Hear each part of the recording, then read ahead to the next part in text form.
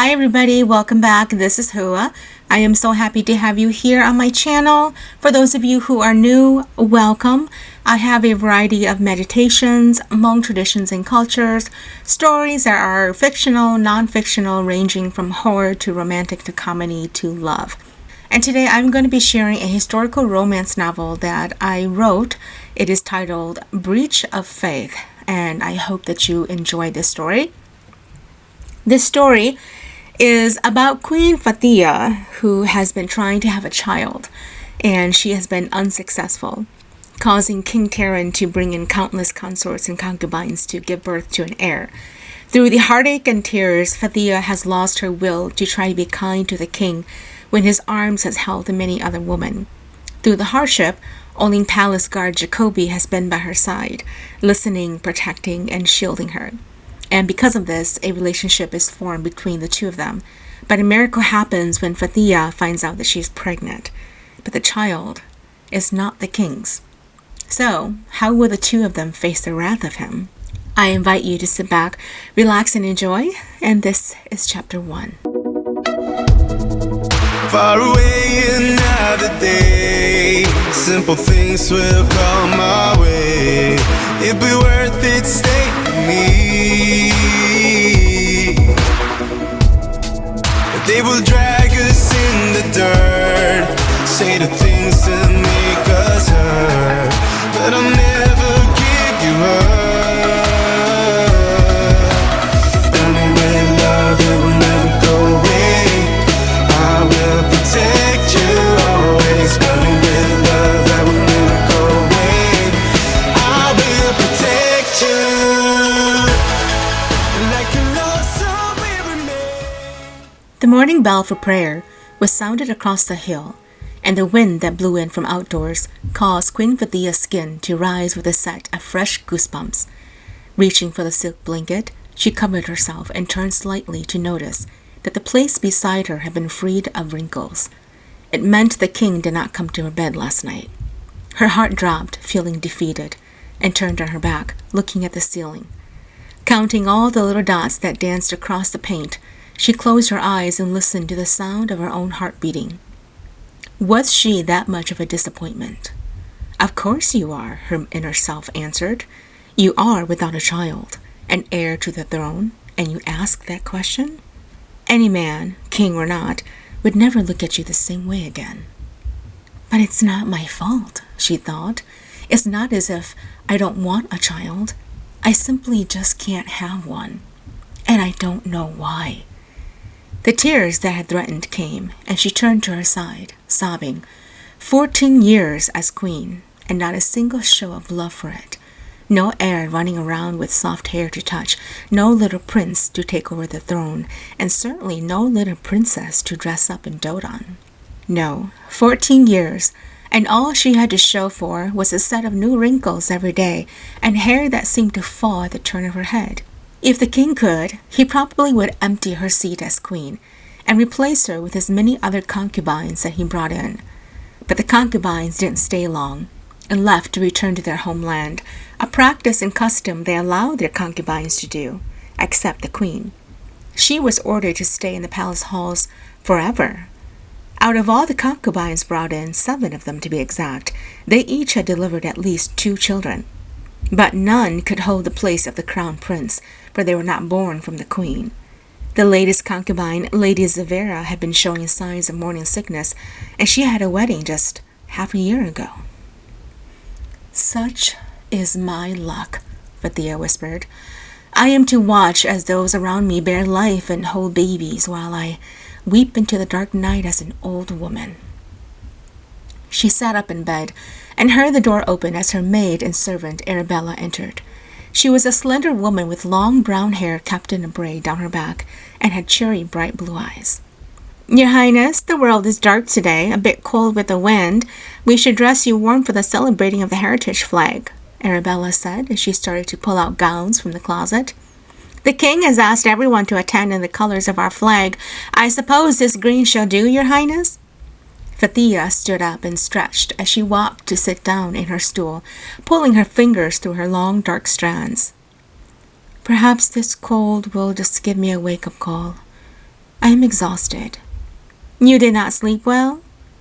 I don't know. I can't remember when I went to bed, and I thought the king came to sleep with me. Arabella turned around to reply, No, Your Highness. The king went to see Lady Zavera last night. She was having body aches from her pregnancy and needed the king's hands to massage her. If you ask me, she was just being a spoiled brat. Laughing, Fathiyya replied, Well, I didn't ask you, you silly girl. But I do agree with you. Smiling, Arabella pulled the green gown from the closet and laid it on the bed. She took the comb and began to brush Fathiyya's hair. Your Highness, should I go over the list of guests to arrive today? Yes, go ahead. I have already forgotten who is coming. Lord Patterson will be arriving with his new lady, Yar. She holds quite a tongue, so do be aware that she may bark at everyone. Lady Janny will be arriving with her third husband, Lord John. The two met while on a cruise in the Netherlands and have been engaged and married just a mere 2 months ago. Snickering, Fathiyya replied, It seems like people fall in love faster and quicker than the seasons change. How do I keep up with these new names and people? My head is spinning, and I've been queen for 14 years. You'd think I'd be a pro at this. You do not give yourself enough credit, my lady. You are the true example of a woman of honor. Despite Arabella's positive talk, Fathiyya felt defeated, and it was only because she had not been able to bear a child. Everywhere she went, it was the one thing people reminded her of. Do you think the king would love me more had I given him a child? Do you think he would have taken in less concubines? She asked. Arabella coiled her hair up into a beautiful bun and added a pearl hairpiece. Your Highness, the king is a man. Men are bound to have more than one consort, and we as women just have to swallow our pain. That's a great way to ignore my question. She felt even more terrible as Arabella finished dressing her. She looked the part of the queen, but she lacked the most important role, a mother. When she descended downstairs, the servants were serving breakfast, and she saw Lady Zavera standing at the railing watching over the preparation of the event.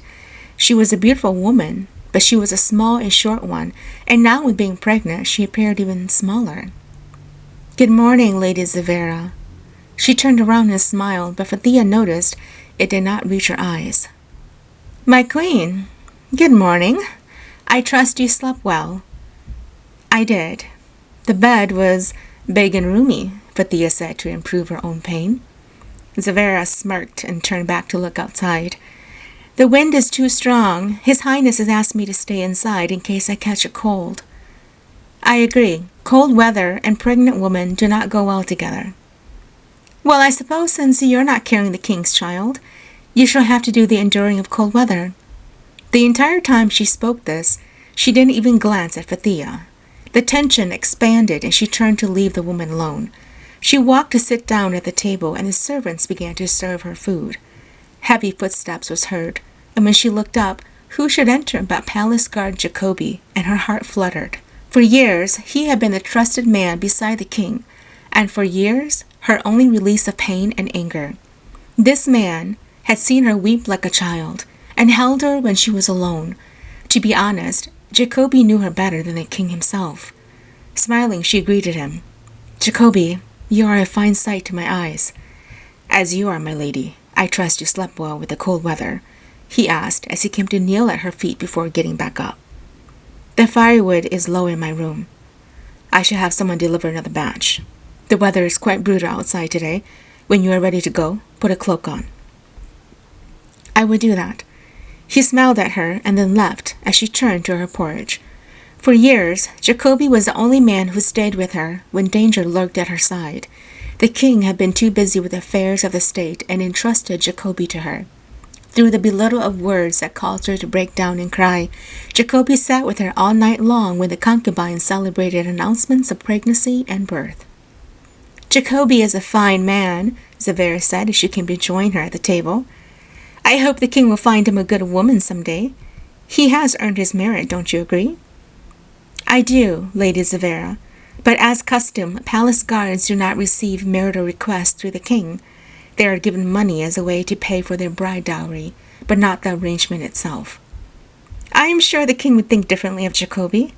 After all, He is the one man he trusts to make sure you are well taken care of when we deliver our babies."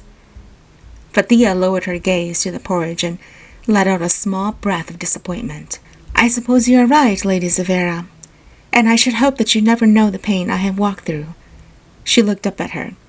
"Despite being able to birth children, you should really also pregnate yourself with decency and kindness. Perhaps one day the king would consider asking you to be more than just a concubine." Zavera's eyes darkened, and then she smiled. "I don't need to. The king loves me the way I am, especially when my belly begins to round, something you would never be able to feel, would you?" "I suppose not. But at least my rank is one where I am above all those who dare to become disloyal.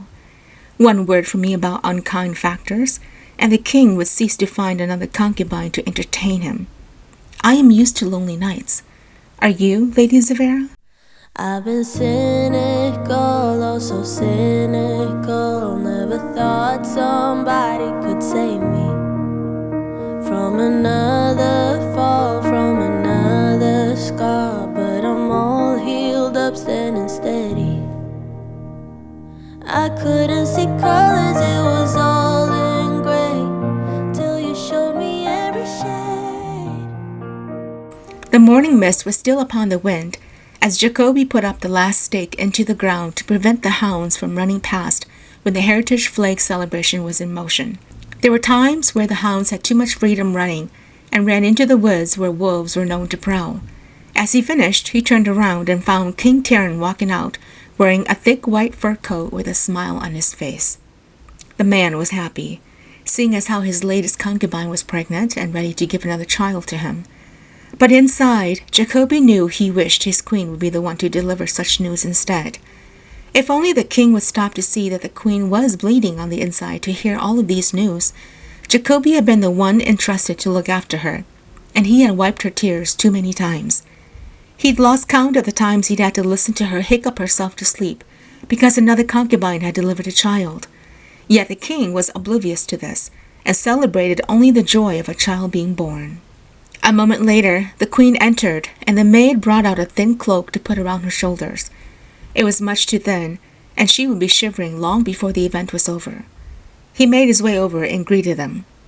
"My king and queen, the day is prepared and ready to begin. My lady, that cloak is too thin for you." He took his off and immediately put it around her shoulders.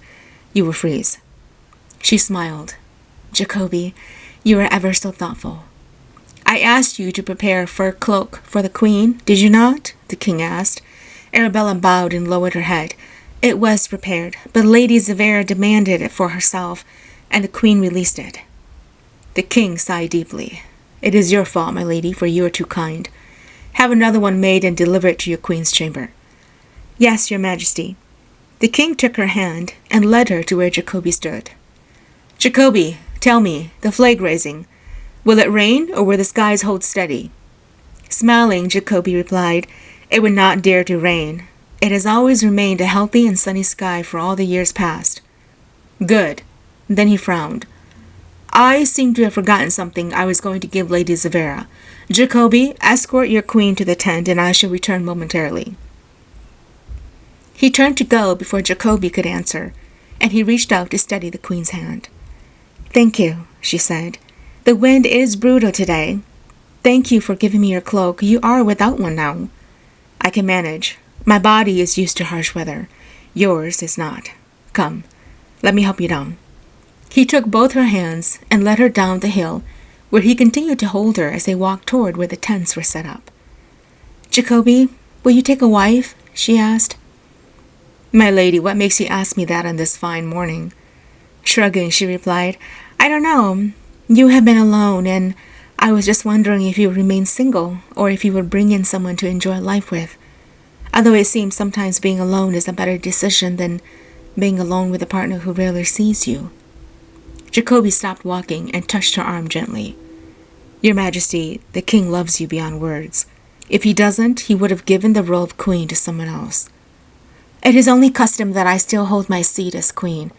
If he'd had his way, he would have discarded me long ago. But he cannot, for it is written down in stone from forefathers long before him. So many children's laughter around the palace walls, yet Not one of them belongs to me." She started to tear up. "You know, I often ask myself what I would look like should my belly begin to round with the king's child. And I can't find a way to even falsify an image in my mind. It is truly sad." He reached for her hands and held them. "My lady, please cheer up. You gut me with your tears." She wiped her cheeks. "Only you can feel gutted when glancing upon my tear-stained cheeks. No other man in this palace wall feels the same. Thank you for always being the answer to my prayers." Jacobi watched her walk ahead, and inside, his heart shattered. Did she not know? Did she not truly know that when he held her hands, when he wiped her tears, when he listened to her, it wasn't because it was at the king's request. It was at his own heart's love that he did it. For he had been in love with the queen from day one. The times he wiped her tears, he did it from deep pain, and the moments she was alone and asked for his embrace, he happily gave it just to see her smile. What wonders this woman brought to his life, and yet the king's eyes saw nothing but a woman who couldn't give him a child. It was all the more reason to love her. He walked to stand beside her as she shivered, and wrapped her arms around herself. "My lady, let me start the fire for you." He started piling up the wood onto the outdoor stove as the king's voice was heard, greeting the guests that were arriving. The heritage flag raising was an old custom done before the times of King Taryn's great-grandfathers. It was a day to celebrate freedom in the generation to come, and once the flag was raised, it remained raised until the following year when another new flag would replace it. As Jacobi got the fire started, the hound's howl caught his attention, and he turned toward the animal. "My queen, forgive my absence as I see to this hound," he said. As he followed the animal's howling to the near wooded area, the sheathing of the sword was heard. "Ambush!" he cried. The royal guards all turned to the sound of dark warriors, dressed in black, emerging from the forest, charging forward with swords. "Protect the queen!" Jacobi cried. He heard the queen's fearful cry as he jumped over the hound that had noticed the scent of another. He grabbed her into his arms and threw her onto his back. "My lady, hold on to me," he whispered. He turned and found the army guards already escorting the king and the guests back into the castle walls. "Who is it?" she asked as she clutched his shoulders. "Mercenaries," he whispered. He ordered the soldiers and army guards to fight and ward them off as he ran toward the castle wall with the queen still on his back. Once he dropped her off to the entrance, the royal guards opened the door and she was thrust inside. "Jacobi! Jacobi! Come back to me, alive!" she cried as she gave him one last glance when the door shut before him. His chest expanded as he let out a heavy breath and turned, leading the soldiers into battle. The mercenaries were ruthless, firing arrows and bearing double swords in their hands. Jacobi couldn't recall when he had been tested this hard with his eyesight and surroundings. Many of his fellow armed mates fell to the ground before him as the sky suddenly darkened and it began to rain. "Destroy at will and leave no one alive to return to their home," Jacobi cried as he swung his sword. He missed the flying arrow through the wind, and it slammed into his left shoulder blade from behind him. He went down on one knee before he found the strength to stand, and he swung his sword behind him, knocking out the tail of the arrow. He continued fighting through the massive crowd of warriors until he saw their leader sitting on a horse near the entrance of the forest. "Coward!" he cried. He took 2 men down and grabbed their bow and arrow, firing toward their leader. He was out of range, and the arrow landed a few feet before him. But it was enough for the leader to be afraid and retreat his men. As the men began running, a few of his own started chasing after them. "Halt!" Jacobi cried out. "Do not chase them into their advantage. Pick up our men and return to the safety of the palace walls." The rush of the men-at-arms coming in had King Taryn on his feet, alert and ready to hear news. He was not expecting today's celebration to end in bloodshed. Most of all, he questioned who those mercenaries were and what their intentions were about. Jacobi was the first to arrive, and he went down on one knee, his face clearly the after-effect of engaging in a war. "Who are they?" he asked. Jacobi shook his head. "No one I knew or recognized. Their leader was someone I had never laid eyes upon. He retreated as soon as I shot an arrow close to him." "Rise," he said, and that was when he saw the arrow from Jacobi's back. "Tend to your wounds. You were hurt." His queen came running to touch Jacobi's arm. "Where are you hurt?" "My lady, a small wound that I shall heal from, no doubt. Rest your mind at peace." She turned to Arabella. "Go fetch the physician and get him to tend to Jacobi's wounds right away, and then stay with him and bring me updates on his healing." "Yes, Your Majesty," she whispered as she left with Jacobi. Taryn turned her around and gazed into her fearful eyes. For so long his queen had been taken care of by Jacobi. The friendly relationship they had formed were of siblings, and he could see the hurt in her eyes. "My queen, he will be all right." "I worry of him, my lord. He has taken so many injuries." "A man of the battlefield needs to have scars," Zavera said as she joined them. She was carrying a plate of warm persimmons and came to sit down at the table. "A man without wounds is a coward." "Are you calling me a coward?" he asked as he turned to her. "Of course not, my lord. You have wounds, do you not?" "Not any that I recall." Zavera's face paled, and the anger in him exploded. "This is not the moment to be speaking useless words, Lady Zavera. You have proved that having the ability to carry my seeds is not equal to having brains. Remove yourself from my sight." She stood up, anger shooting through her gaze. "I beg your pardon. I am your wife. How dare you speak to me like that?" "You are not my wife," he said as he drew his arm around Fathiyya and held her. "This is my wife. You are my concubine, here to carry my children for me." Laughing, she replied,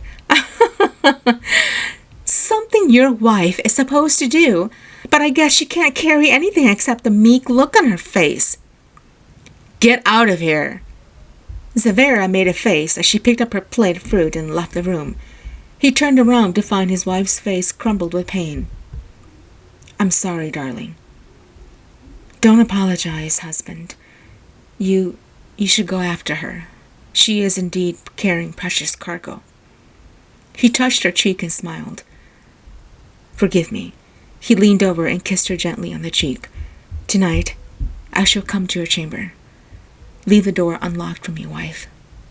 Thank you for tuning in. Chapter 2 will be released shortly.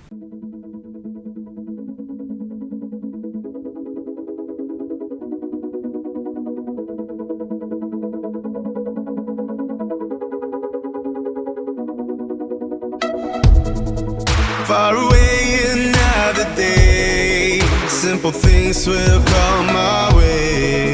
It'd be worth it, stay with me. They will drag us in the dirt, say the things that make us hurt, but I'll never give you up. Burning with love, it will never go away. I will protect you always. Burning with love, that will never go away. I will protect you. Like a love song will remain, like a legend of today, like a bond that never breaks. We are unbreakable. Like a love song will remain, like a legend of today, like a picture in a frame. We are unbreakable. Many nights that we will meet, no one knew our secret street. Countless times you came home. Oh, the circumstances are so intense and so bizarre, but the truth that lies within. Burning with love, it will never go away. I will protect you always. Burning with love, that will never go away. I will protect you. Like a love song will remain, like a legend of today, like a bond that never breaks. We are unbreakable.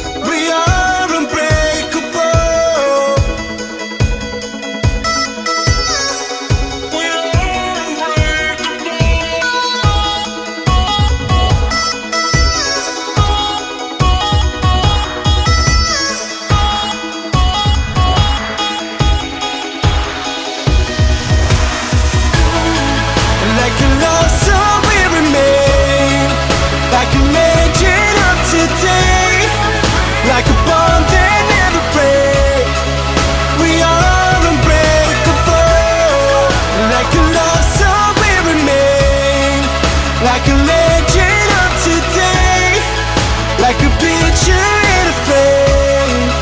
We are unbreakable. We are